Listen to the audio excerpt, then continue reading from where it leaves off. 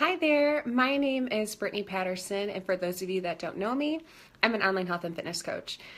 But I'm also a wife and a mom to 3 bonus kids, a sister, a friend, and a granddaughter. And I'm also struggling with fertility.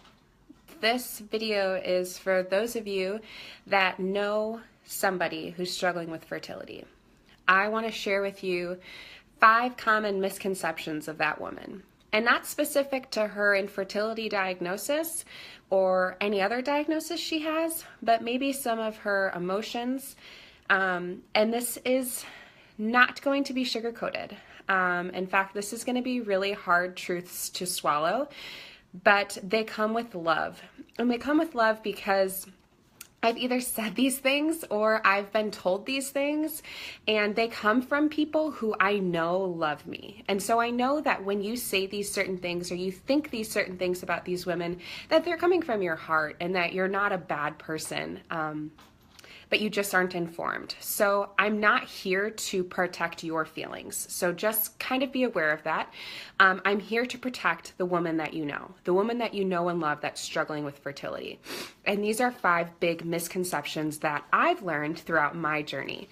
The first one is one of my favorites. It's we're all unhealthy. So, and I've said these things, like I've said a lot of these things, I've thought a lot of these things, and I've been told all of these things. So the woman that you know and love, if she is truly trying to get pregnant and is struggling with fertility, I can almost guarantee you that she's working with a doctor, right? And that doctor and that specialist is telling her what not to do, what to stay away from, how and what to exercise with. We're told to stay away from certain foods like wine and chocolate and caffeine and red meat. And we're told to eat more things. And we're told to take even certain medications and certain vitamins. We're told to do and not to do a lot of things. So for those of you that have told that woman that you just need to eat more green vegetables or that you just need to stay away from caffeine more, let me be the first to tell you that that's not a good idea, and that we take advice from people not well. So if you know and love someone who's struggling with fertility, this is your advice. Be quiet and listen. She's trying to tell you something. She's trying to share with you how she feels, and she's not wanting you to fix it. So don't fix it. Don't try and give her all this advice. Just listen. And if you are fortunate enough to hear how she's feeling, you mean so much to her, and you just need to be there. Misconception number 2. We all have medical issues. So fortunately and unfortunately, I have been introduced to an amazing community of women that are empowering and strong and hopeful. And we have shared our deepest, darkest secrets and what we're struggling with, and, the days we don't want to get out of bed and the moments that have broken our hearts. And so we've gotten to know each other very well. And I've learned that most of the women that are in this group don't have anything wrong with them. In fact, a good friend of mine that's struggling with fertility has 0 things wrong with her, and she's struggling to get pregnant, and it's baffling the medical team. So if you know and love a woman that's struggling with fertility, don't automatically assume something is wrong with her. It's just going to take time, right? God has a bigger and better plan for all of us. But if she does have something wrong with her, and she has expressed to you that she has been diagnosed with PCOS or endometriosis, as a friend or a sister or a mother or whoever you are to that woman, do your research and figure out what she's struggling with.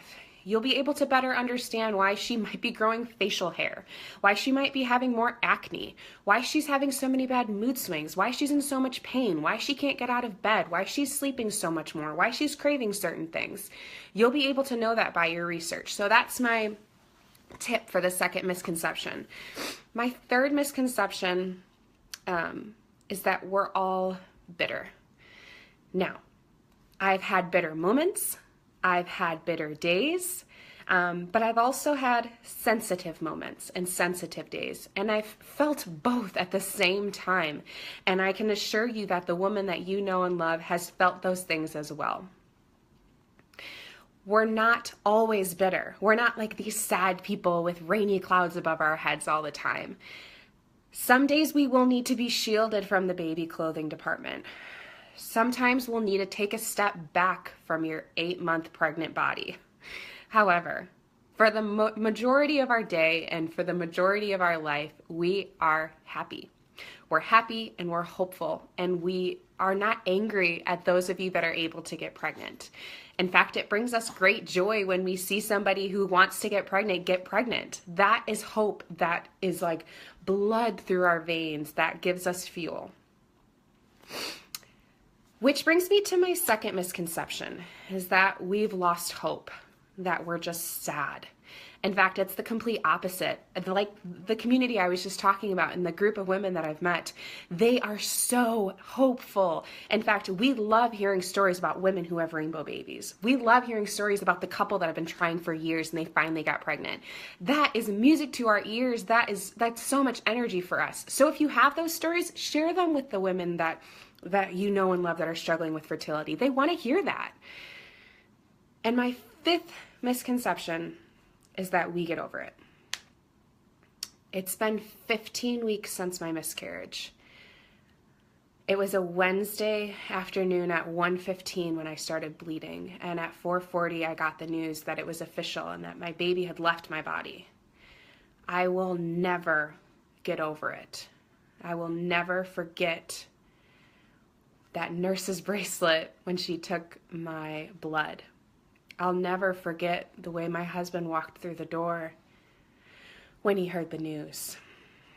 I will never forget that day, and I will never forget those 2 pink lines that showed up in January.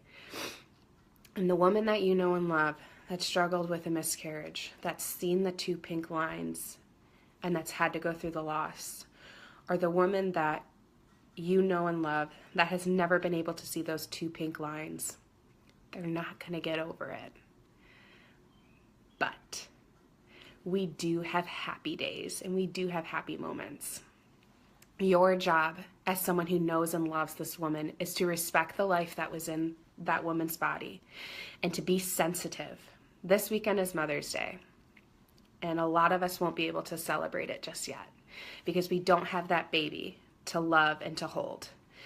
But for someone who knows and loves that woman, you need to show love. You need to let them know that you're thinking about them. That's the best thing you can do. There's nothing more you need to say than, I'm thinking about you and I love you.